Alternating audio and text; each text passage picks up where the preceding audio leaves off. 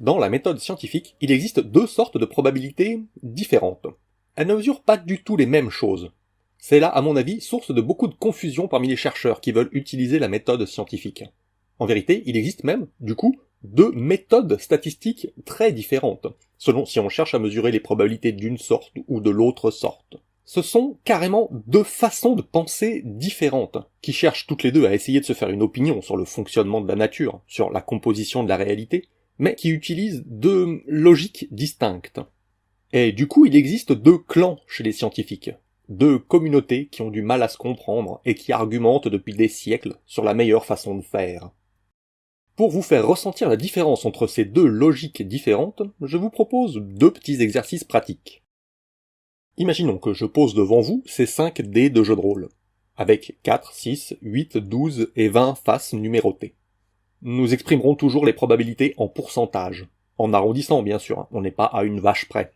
Le but c'est d'avoir au moins les bons ordres de grandeur. Première question. On prend un dé, disons le dé 12. Quelles sont les chances d'obtenir chaque résultat possible? Cette question-là, tout le monde y arrive facilement. Il y a 12 faces numérotées, donc 12 résultats possibles. Et si on suppose que le dé n'est pas pipé, on a une chance sur 12 pour chaque résultat.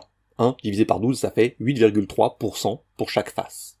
Et si le dé est pas équiprobable, on peut toujours le jeter 10 000 fois et se calibrer une table de distribution. Et c'est pareil pour n'importe quel autre dé. Le véritable objectif, en fait, est de répondre à la question suivante. On lance, on fait, disons, un 7. Est-ce que c'est un résultat extraordinaire? Est-ce que c'est un résultat extraordinaire?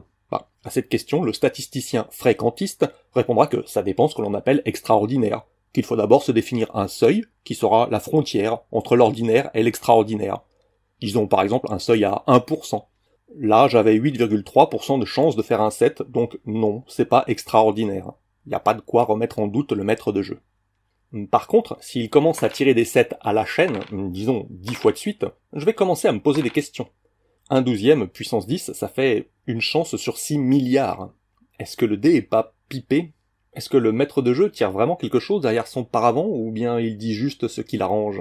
Bref, c'est plus ou moins la méthode fréquentiste que j'ai présentée dans mes 15 premières vidéos. Maintenant, deuxième question. Le MJ choisit un dé, il le lance derrière le paravent, et il obtient, disons, un 7. À votre avis, quel dé a été lancé? Ici, c'est un peu plus subtil. Je ne cherche pas les chances que l'on avait d'obtenir ce résultat. Je cherche à me faire une opinion sur la nature du dé. Je cherche les chances, selon moi, que ce 7 soit le résultat, disons, d'un dé 12. Vous voyez la différence? Si vous deviez parier, vous diriez que ce 7 est issu de quel dé? La première réponse qui vient à l'esprit, c'est qu'il a choisi un dé parmi 5, donc une chance sur 5. Ça fait 20% de chance qu'il ait pris le dé 12. Mais quand on y réfléchit, on ne peut pas faire 7 avec un D6, ni avec un D4. Donc c'est sûr qu'il n'a pas pu choisir ces dés. Il reste seulement 3 dés qui peuvent donner un 7. Une chance sur 3, ça fait 33% de chance qu'il ait jeté un D12. Oui, mais la question c'est, si vous deviez parier, à votre avis, quel dé a été lancé? Le statisticien fréquentiste a beaucoup de mal à répondre à cette question. Il restera sur l'idée que c'est un des 3, et puis voilà. On peut parier sur n'importe lequel, c'est égal. Ici, c'est un cas où le fréquentiste se trompe, systématiquement. Parce qu'il y a une bonne réponse. Un choix qui est évident pour le statisticien bayésien. Voilà, c'est ça le sujet de ma vidéo. Je vais essayer de vous montrer comment obtenir la bonne réponse. Ce petit exercice est bien entendu une métaphore de la recherche scientifique. Le résultat d'un jet de dés, c'est comme le résultat d'une expérience. Les différents dés sont comme les différentes hypothèses que l'on peut proposer pour modéliser d'où vient le résultat, modéliser le comportement de la nature.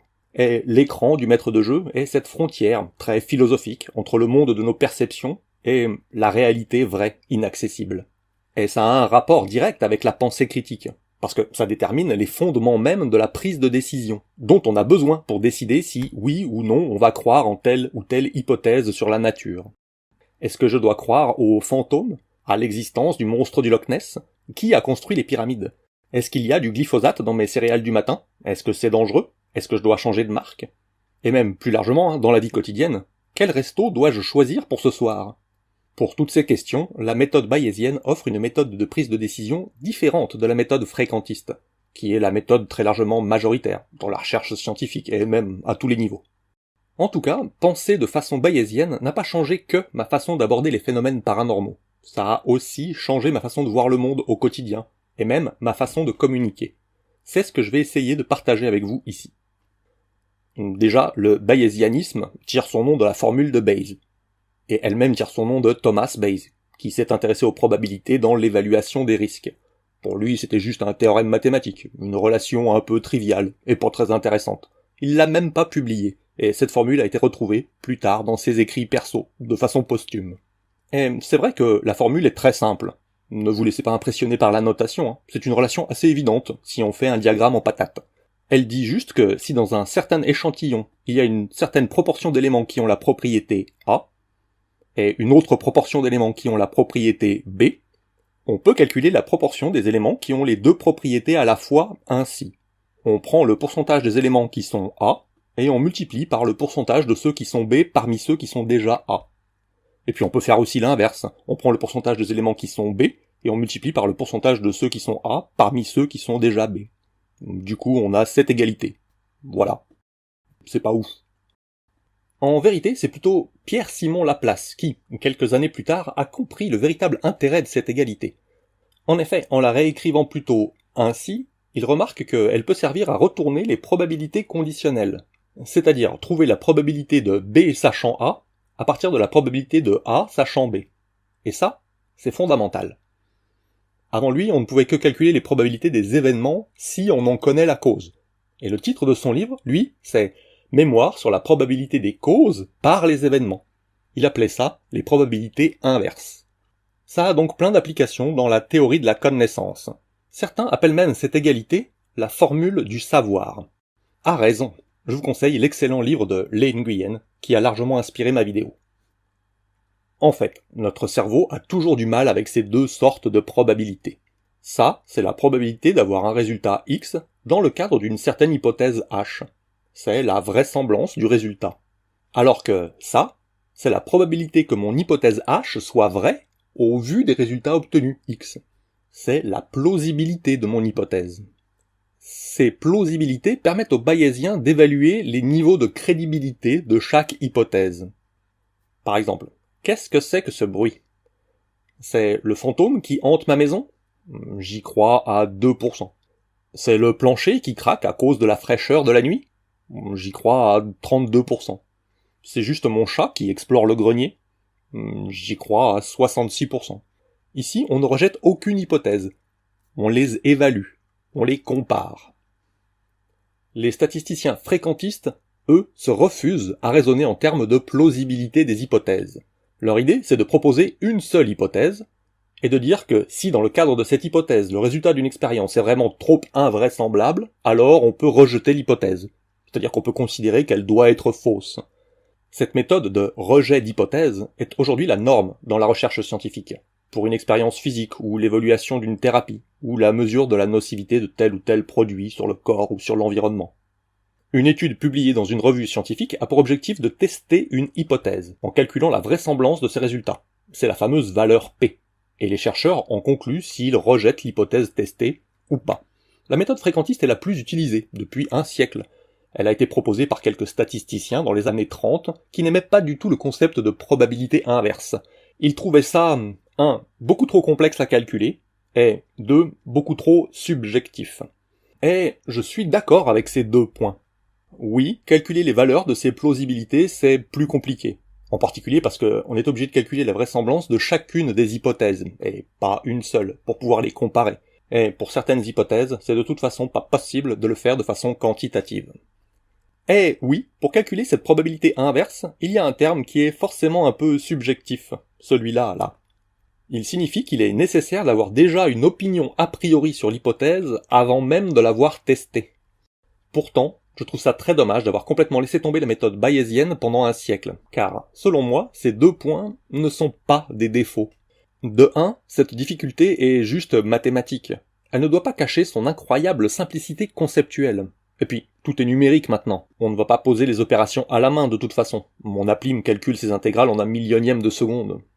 Et, de 2, cette subjectivité est incontournable. Si on regarde bien, elle existe aussi avec la méthode fréquentiste. Elle est juste masquée artificiellement. Je trouve qu'il y aurait beaucoup à gagner à incorporer cette subjectivité au sein même de la méthode, de façon transparente, au lieu d'essayer de la cacher sous le tapis. Je vais développer ces 2 points. Déjà, pour ceux qui, comme moi, trouvent que les formules mathématiques ne sont pas très parlantes, je vais vous présenter comment, moi, je vois les raisonnements bayésiens dans ma tête. Je vais dessiner des schémas. Vous avez compris que j'aime les schémas. Ma tête est peuplée de curseurs qui représentent ma vision du monde. Ce sont des échelles de plausibilité. Ce sont mes évaluations subjectives des différentes hypothèses que je connais sur différents sujets. Il y en a une par affirmation factuelle. Des sujets scientifiques, des trucs de la vie quotidienne, des opinions morales ou politiques. J'en chope une au passage. Affirmation. Je coule du nez, particulièrement au mois de juin. 2 hypothèses. Oui, non. Oui, c'est particulièrement au mois de juin. C'est plausible, je dirais, à 95%.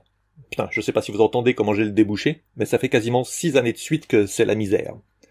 Et non, c'est pas particulièrement au mois de juin. C'est plausible à 5%. Parce que c'est pas non plus chaque année. Il y a 2 ans, ça allait. Donc peut-être que c'est random, que c'est juste une coïncidence. Mais bon, j'en doute. J'ai un curseur pour chaque formulation différente de la question. C'est important, la formulation. Du coup, à côté, j'ai ça aussi. Pourquoi est-ce que, aujourd'hui, j'ai le nez qui coule? 3 hypothèses. Hypothèse A, allergie aux graminées, 70%. Mes symptômes apparaissent souvent au pic des courbes de pollen. On peut voir ça sur le site de la RNSA. Hypothèse B, allergie au platane. 25%. Parce que, oui, ça peut être aussi le pollen de platane. Mais la plupart du temps, ça colle moins bien aux périodes données sur le site. Hypothèse C, le virus de la grippe. 5%. Ce n'est pas exclu que ce soit viral, c'est vrai. Les symptômes sont un peu les mêmes. Mais bon, là on est pile au moment des pollens. C'est à chaque année au mois de juin, voire curseur précédent. Donc bon, un virus, je pense pas. Si je pense à une nouvelle hypothèse, je l'ajouterai. Je suis sans arrêt en train d'ajuster les niveaux, de modifier un peu ici ou là, au fur et à mesure de mes lectures, de changer d'avis, de revenir un peu en arrière, de chercher des preuves quand il n'y en a pas assez pour conclure. En vérité, on fait tous ça. Notre esprit marche comme ça. Ou encore, pour reprendre notre exemple du début, le MJ a choisi un dé, au hasard dans le sachet, lequel a-t-il pioché? Ben là, il n'a pas encore fait de jet, il n'y a pas de raison de penser à un dé plus qu'un autre. Bon, une chance sur 5, c'est 20% chacun. Toute cette forêt représente mes connaissances, ce que je sais, ce que j'ai appris, mais aussi mes opinions, mes préjugés, mes croyances. On a, bien sûr, vous et moi, des répartitions différentes. C'est ce qui fait notre personnalité, nos convictions. On est tous différents. Sur plein de points, vous n'êtes pas d'accord avec moi, et effectivement, j'ai tort de penser ça, parce que je me trompe, ou on m'a mal renseigné, ou j'ai mal compris. Sur quelques points, vous n'êtes pas d'accord avec moi, mais c'est vous qui vous trompez. Et sur la plupart des points, vous n'êtes pas d'accord avec moi, et on a tort tous les deux. Mais je tiens à ce que chaque curseur soit mobile. Je veux pouvoir changer d'avis si on me présente de nouveaux éléments que je n'avais pas pris en compte. C'est ça, être ouvert d'esprit. C'est ça, être capable de réviser son jugement. Tout au long de ma vie, j'étudie, je lis, je rencontre des gens différents qui me font voir le monde autrement. Je fais moi-même des expériences personnelles, qui, au fur et à mesure, affinent ma conception du monde. Par exemple, voici qu'apparaît un nouvel indice. Le MJ tire le dé derrière le paravent, et déclare un 7. Ça va me permettre de modifier mon opinion sur le dé qui a été choisi. En bon bayésien, je vais ressortir mon curseur. C'est mon opinion a priori. Je vais passer en revue toutes les hypothèses en évaluant la vraisemblance d'avoir obtenu un 7. Avec un D20, il y avait une chance sur 20, ça fait 5%. Avec un D12, il y a une chance sur 12, ça fait 8,3%. Avec un D8, il y avait une chance sur 8, ça fait 12,5%. Avec un D4 ou un D6, il est impossible de tirer un 7. Vraisemblance, 0. Voilà pourquoi j'aime me représenter ça de cette façon. Parce qu'avec ce schéma, la surface de chacune de ces zones représente le numérateur de la formule de Bayes, et ça me donne une idée de comment je dois modifier mon opinion sur le dé choisi. Pour le D20, 5 x 20, ça fait 1%. Pour le D12, 8,3 x 20, ça fait 1,6%. Pour le D8, 12,5 x 20, ça fait 2,5%. Pour un total de 5,2% de chance que un 7 sorte, tout type de dé confondu. Ben ça, c'est le dénominateur. Si je veux être rationnel, ma nouvelle répartition des croyances doit changer. Maintenant, À cause de ce set, la plausibilité de chaque hypothèse doit être proportionnelle aux surfaces. En fait, la formule de Bayes ne fait rien d'autre que ça. Elle fait une normalisation à 100% des produits a priori fois vraisemblance. Utiliser la formule, ça a l'air assez compliqué pour ceux qui sont pas bons en maths, mais en fait moi je trouve que c'est assez facile de visualiser ça comme ça, en schéma. Et voici ma nouvelle échelle des plausibilités. Maintenant, je peux voir qu'il y a beaucoup plus de chances que ce soit le D8 qui ait été tiré. C'est le dé le plus plausible. Ce set a bien sûr pu être fait avec un D20, mais c'est moins plausible. Si on me demande de parier sur le dé qui a fait ce set, je parie sans hésiter sur le D8. Non pas parce que je suis certain, mais c'est le dé qui a le plus de chances d'être vrai. Et s'il y a un autre jet de dé, c'est un nouvel indice. Cette fois, c'est, disons, un 3. Ça va me permettre d'affiner mes convictions. Je prends cette fois les plausibilités a posteriori de tout à l'heure, et ils deviennent mes nouveaux a priori, et rebelote avec ce nouveau résultat. Les vraisemblances sont les suivantes. Un D8, une chance sur 8, un D12, une chance sur 12, un D20, une chance sur 20. Ce qui fait de nouvelles surfaces et une nouvelle échelle de plausibilité. Ma confiance en le D8 augmente. Et s'il y a plein d'autres jets, et que, à chaque fois c'est entre 1 et 8, je serai de plus en plus confiant. Même au bout de 200 jets, c'est toujours théoriquement possible que ce soit le D20, et que ce soit juste un coup de pas de bol de jamais faire plus que 8. Mais le bayésien raisonne par inférence. Il ajuste ses convictions petit à petit, au fur et à mesure où il parvient à trouver des indices. Il ne sera jamais absolument sûr à 100% que c'est un D8, mais il trouvera ça de plus en plus plausible. Et 2, oui, il y a une part de subjectivité. Principalement à cause de ce terme-là, qui représente mes a priori, la plausibilité que j'accorde à l'hypothèse avant de connaître le résultat de l'expérience. Le bayésien doit avoir une opinion a priori sur le sujet. Même dans le cas où toutes les vraisemblances sont calculées de façon rigoureuse et objective, il y a bien un début à la chaîne. Le tout premier a priori est forcément un simple préjugé, basé sur aucune preuve. C'est quelque chose qui met mal à l'aise beaucoup de gens, je suppose parce qu'on a une image de la méthode scientifique comme quelque chose de complètement objectif, sans aucune trace de subjectivité. Mais ça, c'est seulement vrai pour les études scientifiques elles-mêmes, c'est-à-dire les protocoles expérimentaux, ce qui est publié à l'intérieur des revues à comité de lecture. Mais la science, en tant que méthode globale de compréhension du monde, ne fonctionne pas du tout comme ça en réalité. La science ne rejette pas des hypothèses. Sur un sujet donné, il y a juste plein d'études qui testent plein d'hypothèses différentes. Certaines études rejettent l'hypothèse, d'autres pas, et du coup, il y a des hypothèses plus crédibles et d'autres moins. En vérité, la marche de la science vers la connaissance est plutôt bayésien. Il s'ajuste petit à petit au fur et à mesure où l'on obtient de nouvelles données, parce que c'est naturel de penser comme ça. Ce n'est pas parce qu'il existe une étude positive que c'est bon, on est sûr, ça existe, on arrête de chercher. Des faux positifs, il y en a plein. Notre façon de nous faire une opinion sur le fonctionnement de la nature contient toujours des étapes subjectives, même dans la recherche scientifique. En amont déjà, on ne fait des recherches que sur ce que l'on a bien envie d'explorer. Qui choisit les budgets ? Quel sujet fera l'objet d'études et quel sujet n'en vaut pas la peine ? C'est une variable culturelle. C'est subjectif. Et en aval, surtout. Toutes les études scientifiques ne se valent pas. On va pas juste compter le nombre d'études positives et faire une moyenne. Ça dépend de la taille d'échantillon, de la taille des faits. Il y a des méta-analyses, et il faut bien sûr tenir compte des impact factors. Au final, nous sommes tous obligés de discuter autour de ces notions de consensus scientifique. C'est subjectif. Et puis, surtout, et c'est certainement le plus gros problème, les études négatives ne sont presque jamais publiées, parce que c'est comme ça, les éditeurs ne voient pas trop l'intérêt de publier un truc qui dit juste que, apparemment, il n'y a pas de lien. Ces études restent dans les tiroirs des chercheurs, et personne n'en entend jamais parler. Alors que c'est nécessaire de pouvoir replacer ces études positives dans leur contexte. Une étude positive parmi 20 études négatives, c'est exactement ce que je peux attendre si le seuil statistique est fixé à 5%, et que l'effet n'existe pas. Bref, c'est à la charge de chacun d'entre nous d'utiliser le principe de parcimonie, c'est-à-dire le rasoir d'Occam, pour décider quelle hypothèse est la plus plausible à un instant T. C'est subjectif. La méthode bayésienne assume cette part de subjectivité et propose une méthode générale pour la gérer au mieux. C'est une méthode très englobante qui a énormément de portée philosophique et qui aide beaucoup à mieux réfléchir et à se forger un bon esprit critique. Et pour réfléchir à ces questions, quoi de mieux que le livre de Lé, La formule du savoir. C'est le vidéaste de la chaîne Science for All et il parle de ces sujets-là sur le podcast Axiom avec Monsieur Phi. Je lui piquerai pour ma prochaine vidéo quelques exemples savoureux, et je les mettrai en animation. Et cette façon de me représenter la formule en schéma, je la tiens de Julia Galef, et surtout de son Visual Guide to Bayesian Thinking. C'est elle qui a fondé le Center for Applied Rationality, et qui tient le podcast Rationally Speaking. Je vous le conseille. De toute façon, c'est certainement Julia Galef qui m'a le plus inspiré sur l'intégralité de mon projet Hygiène mentale. Le prochain épisode sur le sujet se concentrera spécifiquement sur l'apport du bayésianisme sur la pensée critique, et comment ça a changé ma façon de communiquer avec les tenants. Comme vous l'avez peut-être remarqué, mes dessins, mes animations et la charte graphique sont de plus en plus chiadés. Cette vidéo et la suivante sont un gros projet pour moi, et j'y consacre beaucoup de temps. Du temps que j'ai pu trouver grâce à la participation de ceux qui apprécient ce genre de contenu, et qui me laissent un pourboire sur Tipeee, Utip ou directement au Bitcoin.